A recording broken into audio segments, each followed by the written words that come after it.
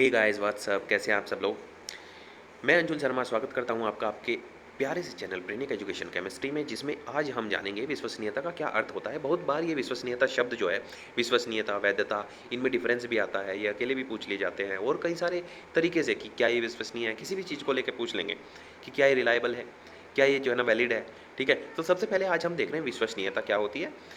विश्वसनीयता simple reliability होती है इंग्लिश में अगर कहा जाए तो, और इसका मेन जो अर्थ होता है वो होता है विश्वास करना। ठीक है, किस चीज़ पे हमें विश्वास है, जिस पे हमें विश्वास है वो विश्वसनीय है और जिस पर नहीं है वो विश्वसनीय नहीं है।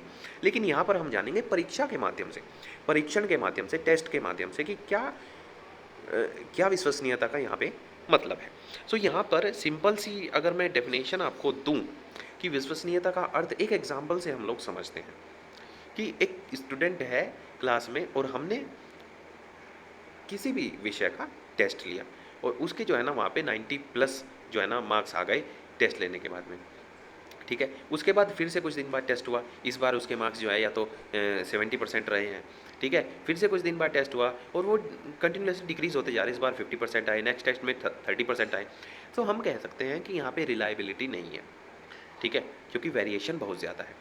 रिलायबिलिटी वहाँ पे होगी कि जब हम उसके पहले से ही अनुमान लगाएं कि हाँ भैया ये पहले एक ही स्तर पे है, यही 90 प्लस हर बार स्कोर करता है, तो हम कहेंगे कि हाँ ये बच्चा रिलायबल है।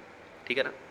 या फिर हम कोई सामान खरीदने जाते हैं दुकान पे, सामान खरीदने जाते हैं तो आपने कई बार देखा होगा कि नहीं नहीं मुझे ये जो पर्टिकुलर प्रोडक्ट जो मैं खरीदने आया हूँ या आई हूँ, ये मुझे उस ब्रांड का चाहिए, है ना।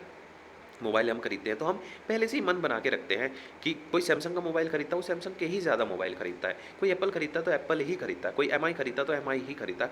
ऐसा ज़्यादा होता है कि क्या ना विश्वास बन जाता है कि प्रीवियस जो उसके कार्यप्रणाली है उसको देखकर एक विश्वास बन जाता है कि हाँ इसका ऑपरेशन सही है, ये सही है, हैंग नहीं करता, ये नहीं करता। या फिर कोई और प्रोडक्ट है कि हमें यही प्रोडक्ट अच्छा लगता है ना, इसी ब्रांड के हमें जो है ना कपड़े अच्छे लगते हैं या इसी ब्रांड के हमें जूते अच्छे लगते हैं, तो हम वही मानते हैं। तो दिस इज कॉल्ड रिलायबिलिटी और विश्वसनीयता, कि हमें उस ब्रांड उस प्रोडक्ट पर विश्वास है कि ये अच्छा ही होगा। क्यों? क्योंकि वो पहले से अपने आप को हर कई सारे टेस्ट में प्रूव कर चुका है और उसके जो मार्किंग है, उसकी जो विश्वसनीयता वो फ्लक्चुएट नहीं कर रही, वेरिएशन वहाँ पे नहीं आ रहे, वो फिक्स एक पर्टिकुलर क्राइटेरिया में स्टैंड कर रही है। ठीक है, सो यहाँ पे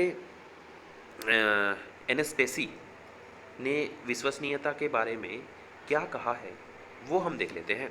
विश्वसनीयता प्राप्तांकों की उस संगति की ओर इशारा करती है, इंगित करती है, जो एक ही व्यक्ति के विभिन्न अवसरों पर उसी परीक्षण से मापने पर प्राप्त होते हैं। ठीक है, ये क्या कहना चाह रहा है भैया कि जो मैंने बताया आपको कि एक ही लेवल पर स्टैंड करना, ठीक है, वेरिएशन नहीं होना चाहिए। अब गैरेट क्या कहते हैं कि विश्वसनीयता का संबंध परीक्षण प्राप्त अंकों की स्थिरता से है ना, ये चीज हम बता चुके हैं। और स्टोडोला और स्टोडल दोनों क्या भाई बहन थे क्या? ठीक है ना। एक ही समूह के व्यक्तियों पर समरूप परीक्षण प्रशासित कर एवं दो या अधिक फलांकों के विन्यासों के मध्य सहसंबंध ज्ञात करने के रूप में परीक्षण विश्वसनीयता को परिभाषित किया जा सकता है। ये डेफिनेशन आपको थोड़ी सी तंग करेगी, इसको याद नहीं रखना। जो मैंने बताया उसके अनुसार आप जो है, क्योंकि हम परेशान हमें नहीं होना, अगर याद कर सकते हैं तो कर लीजिए, अर्थ वही निकल रहा है इसका भी। ठीक है ना। लेकिन जो मैंने आपको बताया है कि आपको कैसे करना है, एग्जाम्पल भी मैंने आपको दे दिए, बहुत मतलब ज़मीन से जुड़े हुए एग्जाम्पल हैं। सो आई होप आपको एक ही बार में ये सब चीज़ें क्लियर हो जानी चाहिए और आई होप आपको ये सब चीज़ें क्लियर हो भी गई होगी। ठीक है ना। सो विश्वसनीयता का अर्थ यहाँ से हम जो है जान सकते हैं। अब हम आगे बढ़ते हैं और ब्राउन के शब्दों में देखते हैं, उसके बाद गिलफोर्ड के शब्दों में देखने के बाद हम फॉर्मूले पे जाएंगे और कैलकुलेशन देखेंगे। सो ब्राउन जी कहते हैं कि एक व्यक्ति का परीक्षण के विभिन्न समानांतर प्रारूपों पर प्राप्त अंकों का औसत ही सत्यफलांक कहलाता है। अब इस डेफिनेशन को हम एक एग्जाम्पल के थ्रू समझते हैं, जैसे कि यहीं पे नीचे दिया गया है कि दुर्गा जी ने अंग्रेजी की परीक्षा दी 3 बार और 3 बार में उसने प्राप्त किए अंक 70, 68 और 72। ठीक है ना। कितने? 70, 68 और 72। ठीक है ना। अब ये निरीक्षित अंक इनको बोला जाता है, निरीक्षित प्राप्तांक बोला जाता है, इसको याद रखना आप। ठीक है, तो उसका सत्य फलांक जो है वो कितना होगा? 70 होगा। 70, क्योंकि जो सत्य फलांक होता है वो इनका क्या मध्यमान होता है ना। तो जो भी प्राप्तांक हुए उनका मध्यमान निकाल लो, सत्य फलांक हो जाएगा। अब सत्य-फलांक से पॉजिटिव की साइड में और नेगेटिव की साइड में जितना भी विचलन होगा, जितना भी डेविएशन होगा या जितना भी फ्लक्चुएशन, वेरिएशन कुछ भी कह सकते हैं, वो होगा, वो त्रुटि मानी जाएगी, ठीक है? उनको हम त्रुटि मान लेंगे, ठीक है? कि हाँ भैया ये सत्य-फलांक से इतना डेविएशन हो रहा है, तो ज़्यादा में जाएगा, तो कम में जाएगा, ठीक है? अब ये समझाने का तरीका इसलिए है, मतलब समझाने की ज़रूरत इसलिए है क्योंकि हमें इसको निकालने का तरीका भी देखना है और उनमें ये सब चीज़ें यूज़ होंगी, ठीक है ना? तो इसमें 3 चीज़ें हैं, क्या? एक तो सत्य-फलांक है, ठीक है? दूसरा निरीक्षित प्राप्तांक है। अब निरीक्षित प्राप्तांक से ही हमें सत्य-फलांक मिलेगा, हम उसका मध्यमान जब हम ज्ञात करेंगे, ठीक है? तो मध्यमान ज्ञात करने में कोई ज़्यादा बड़ी बात है नहीं आपको, मध्यमान ईज़िली आप ज्ञात कर सकते हैं कि सपोज़ करो 70 है, 68 है और 72 है, कितने नंबर हैं? 3 नंबर है ना? 70, 68 और 72 3 नंबर हुए ना? इन तीनों को जोड़ दो और डिवाइड बाई 3 कर दो।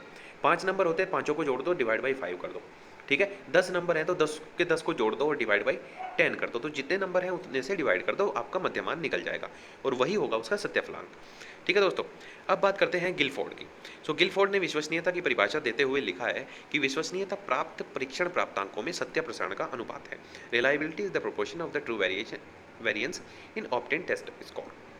सो यहाँ पे एक फॉर्मूला भी दे दिया गिलफोर्ड जी ने कि RTT is equal to sigma square infinite upon sigma square T. अगर कहीं पे आपको किसी दूसरी बुक में फॉर्मूले में क्या है कि सिग्मा की जगह कुछ और मिल जाए या फिर टी की जगह कुछ और मिल जाए तो परेशान मत होना, इनकी मीनिंग देख लो कि क्या है।